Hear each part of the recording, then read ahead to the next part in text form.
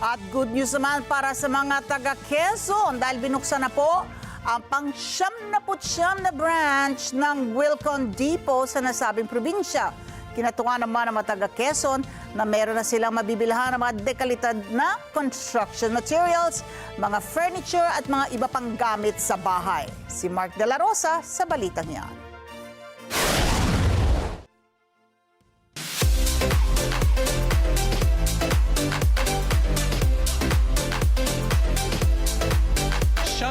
Siyam, ganyan na karami ang Wilcon Depot branches sa buong bansa. Ang kanilang ika-99th branch, inihandog para sa mga kababayan nating Quezonian. 3, 2, and 1!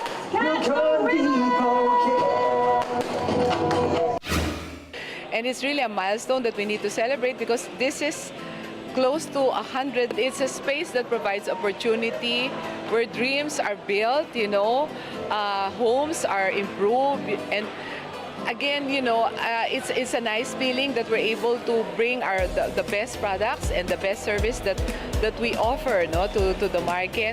Ang pagbubukas ng Wilcon Depot sa Pagbilao, Quezon ay nagpapatunay ng kanilang pangako sa pag-asenso ng kabuhayan ng mga mamamayan.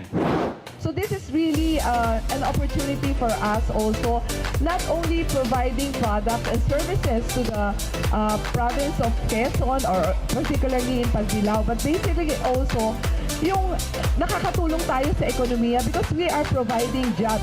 Todo suporta naman ang mga kababayan nating pagbilawin dahil magbibigay ang Wilcon Depot ng malawak na hanay na mga produkto mula sa mga pinagkakatiwalaang brand tulad sa construction materials, furniture at mga gamit sa ating tahanan.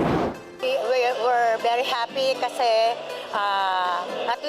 at last pala nagkaroon na ng Wilcon dito sa lugar namin. And one thing more is ang Wilcon kasi is mapagkakatiwalaan, quality ang kanilang product.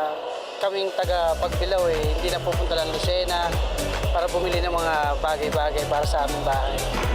So para po sa aming mga pagbilawin, very na po siya, kumbaga accessible na mamili ng mga gamit sa bahay, lalo na yung mga bago pa lang magpapagawa. Tapos kahit existing yung bahay mo, yung ibang decorations na gusto mong idagdag, so medyo malapit na siya. Mark De La Rosa para sa mata ng Agila.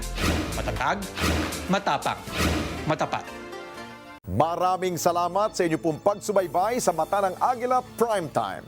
Para malaman ang matatag, matapang at matapat na mga balita, i-follow lamang at mag-subscribe sa AtNet25 TV.